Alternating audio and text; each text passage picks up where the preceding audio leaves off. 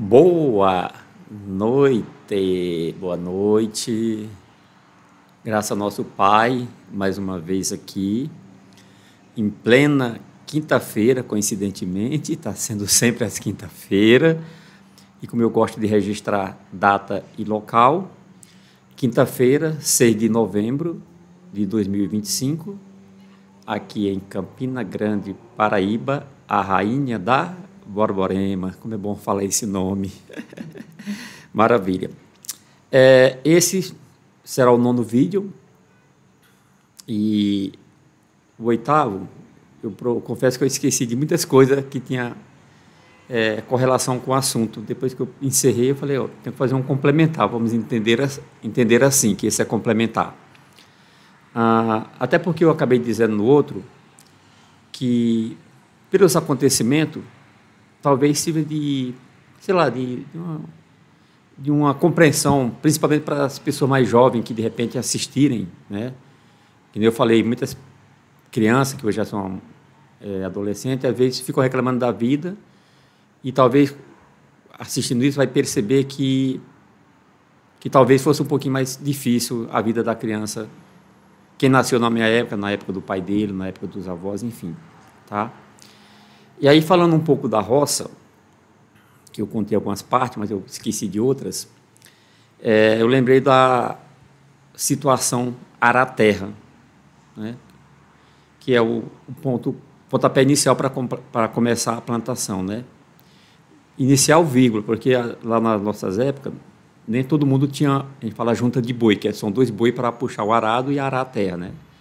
Às vezes a gente limpava a terra com a própria enxada e quem não tinha boi, às vezes, depois que o dono do boi terminava o serviço dele, emprestava o boi, dependendo da amizade, do vínculo familiar, por 2 dias, 3 dias, às vezes só um dia, enfim, para arar um pedaço de terra. E por que eu trouxe o assunto arar a terra? Porque eu me lembrei que era um dos serviços mais sofridos de criança, assim que eu me lembro, puxar boi. Ninguém merece. Que aí você tem o cara que vai arando, que já é um adulto, e geralmente a criança ou vai puxar o boi ou vai tocar o boi. Tocar o boi é bom porque você já vai pela parte que já foi arada, quer dizer, a terra já está limpa. Agora, o puxador de boi, meu amigo, o trabalhozinho que só quem teve essa oportunidade sabe o quanto é doído. Porque se a gente tivesse condições na época de ter uma bota, né, uma calça comprida, um calçado que protegesse seus pés, menos mal. Mas, infelizmente, ou era com um chinelinho muito velho, ou, às vezes, muitas das vezes, descalço. E aí você ia correndo, praticamente correndo na frente do boi, porque o boi, geralmente nessa época, ele está meio faminto, né? Então, ele vai ali, você na frente puxando, por dentro da parte ainda com mato, e o boi vai ali atrás de você.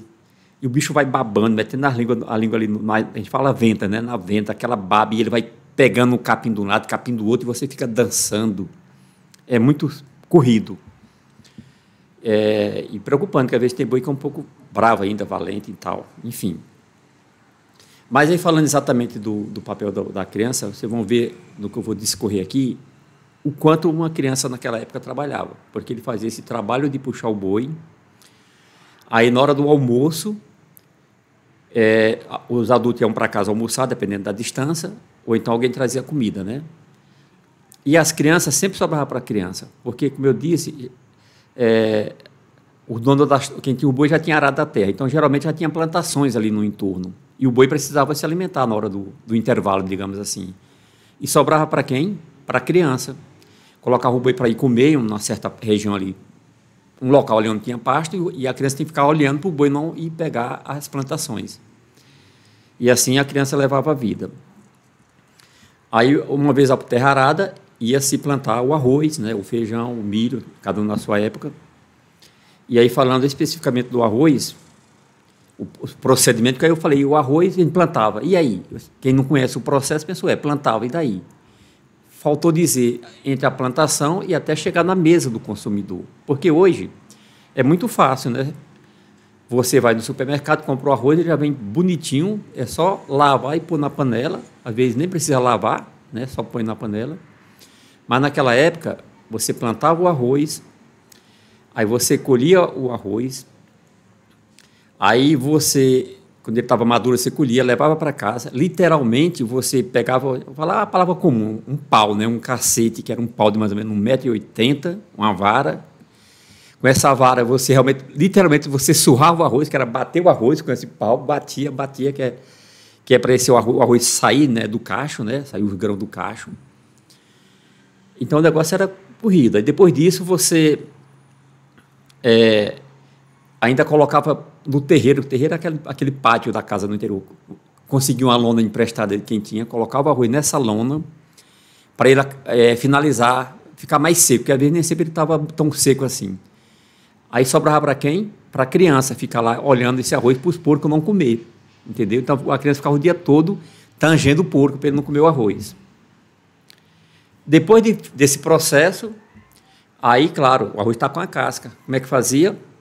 O santo pilão, não sei quem conhece, mas o pilão lá, encheu o pilão de arroz, aí, qual é o pilão? Pilão do arroz, que é para tirar a casca.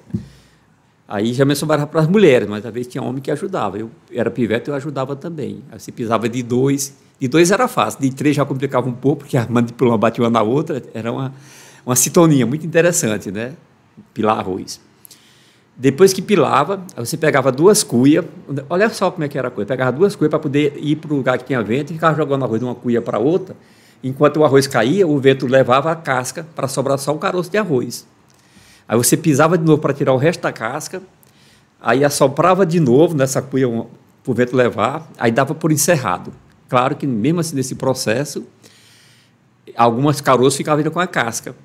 Aí, antes de você cozinhar o arroz, você tinha que pegar esse arroz e vamos escolher, que era colocar o arroz na mesa, tirar os carocinhos que estavam sem a casca, para poder colocar na panela, senão ia ter muita casca no arroz. Então, olha só a dificuldade. Hoje você liga, ou você vai no mercado, e ele já vem prontinho, bonitinho, não precisa fazer nada disso. Com a modernidade, você nem precisa ir, liga, né? Delivery, chega na sua casa, pede pela internet. Olha que facilidade, né? Que coisa linda. Então, esse era o processo. Todo mundo naquela época fazia isso. Um pouquinho já no início dos anos 80, pelo menos na minha região, começou a aparecer uma máquina de pilar arroz, chamava máquina de pilar arroz, que mesmo assim nem todo mundo tinha acesso, porque você tinha que levar esse arroz 10 quilômetros, que era a cidade, e era mais ou menos assim, era uma troca, você levava tipo assim, 5 sacos de arroz, aí você voltava só com 4, porque um ficava para o dono da máquina, acho que era essa proporção, 20%, mais ou menos assim, tá certo? E esse processo que você fazia para o arroz, você fazia basicamente para o feijão também. Para o feijão também você plantava o feijão, colhia o feijão e também tirava da casca, batendo igual o arroz também, com uma vara, com um pau, né? O milho acontecia a mesma coisa também, você fazia o mesmo processo, carregava para casa e com cacete você fazia esse processo. Aí, para o milho também, já nos inícios dos anos 80, aí já tinha uns trator, que tinha uma máquina acoplada, que aí você pagava lá uma certa quantidade de milho para o dono do trator e tinha uma máquina que já fazia esse processo de debulhar o milho. Então, facilitou bastante. Mas, voltando no arroz, que eu esqueci, o papel da criança. Além de fazer tudo isso, quando plantava o arroz, eu não sei exatamente de onde aparecia, não sei quem convidava, mas o fato é que toda a época de plantação de arroz aparecia uma ave lá chamada casaca, né? É uma ave migratória. Só aparecia na época de arroz, não sei quem avisava para ela, de onde ela vinha. E aí o que acontece? A gente plantava o arroz e essa casaca vinha e comia. Então a criança tinha que ficar lá de plantão o dia todo espantando casaca, esses pássaros. Aí quando dava a noitinha, elas iam dormir, lógico, aí a gente ia para casa e no dia cedinho, no dia seguinte tinha que voltar, que logo cedinho elas iam comer o arroz. Então, se você não fizesse isso, dependendo da região, você plantava o arroz, porém, quando você ia ver, não nascia, porque o pássaro tinha comido todo esse arroz. Tá? Aí isso acontecia, esses outros procedimentos, com feijão, com milho, muito similar. Aí, o feijão é mais simples, era só isso. Agora, o milho, como eu falava, a gente tomava café, beiju ou cuscuz. E olha só o milho para fazer o cuscuz. Hoje você vai no supermercado, compra um pacotinho pronto, aquela massinha prontinha, né? O vitamilho, claro, tem outros nomes. Mas na nossa época, você pegava o milho, aí geralmente à noite você colocava o milho para cozinhar, deixava ele a noite todinha dentro dessa panela com água, para ele amolecer um pouco. Aí de manhã cedo ia para o pilão pisar esse milho para fazer a farofa, né? Fazer a massa do milho, fazia no pilão, né?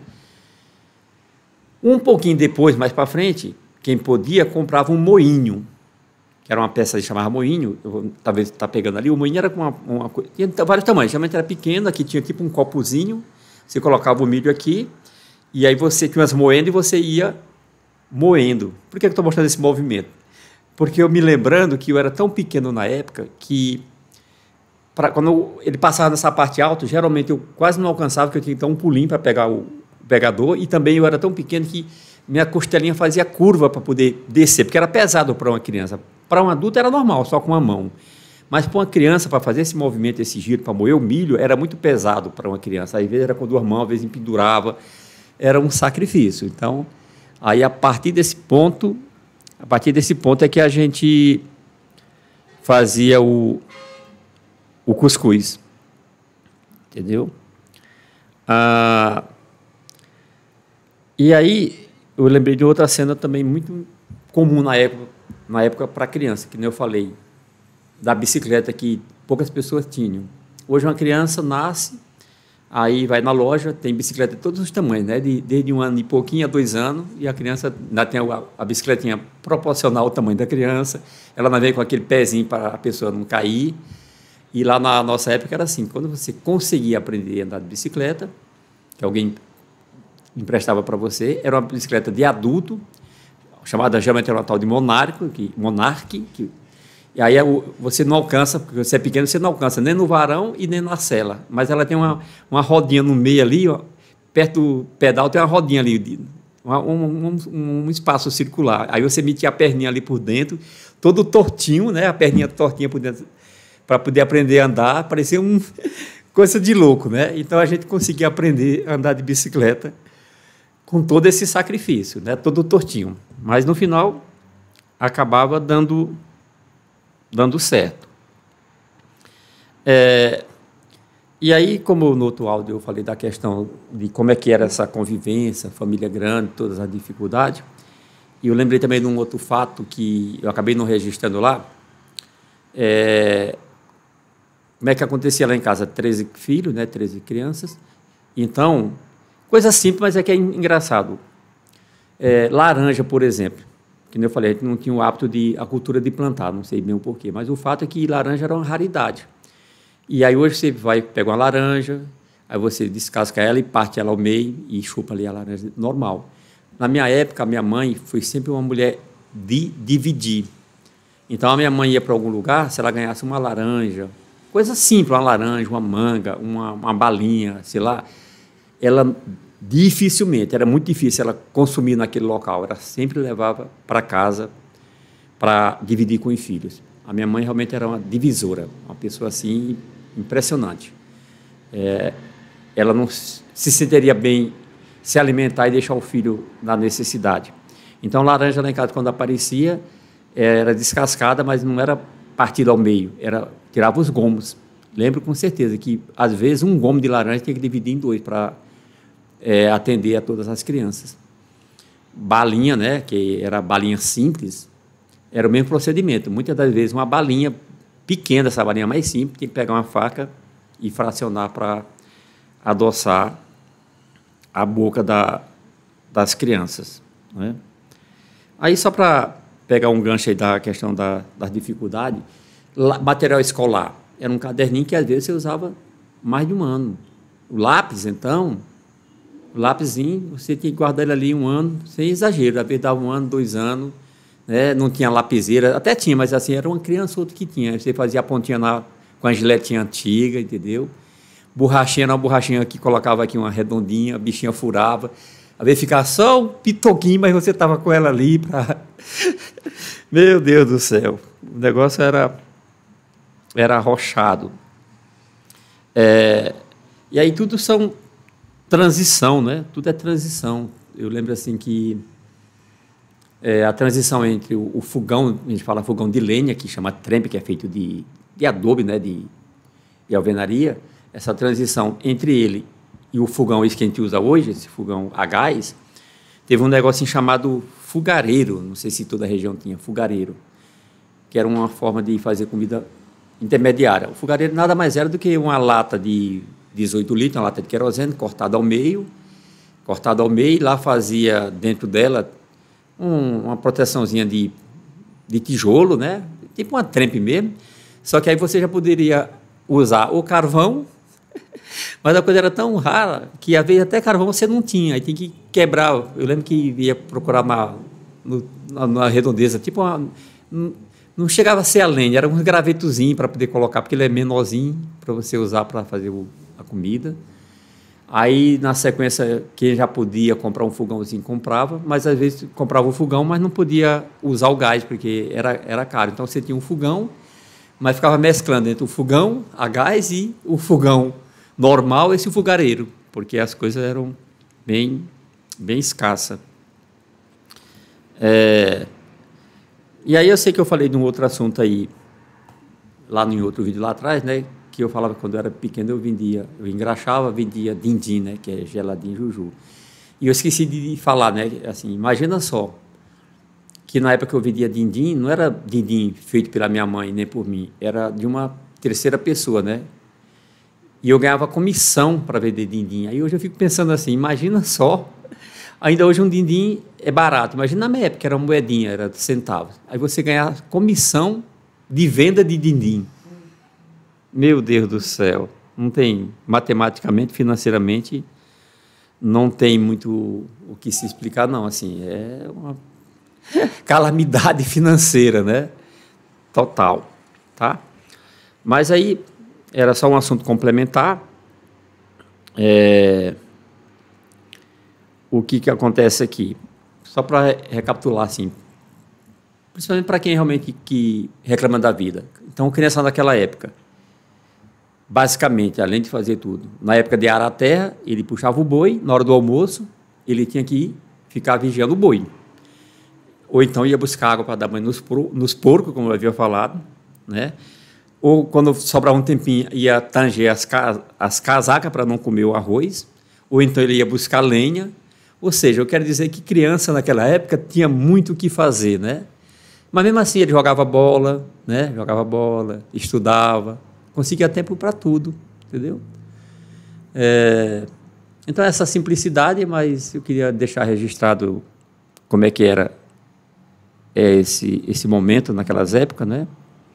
Não sei se o Guilherme ou a Emily tem alguma pergunta, não sei se eu deixei de falar alguma coisa que gerou uma curiosidade. Os meus auxiliares cinematográficos estão sem pergunta. Então, é isso aí. Mais uma vez, como sempre, agradecer quem assiste, né? E encerrar dizendo que eu sou um cidadão da metrópole. Hoje eu estou enganchando, está difícil, hein? Mas valeu. Boa noite.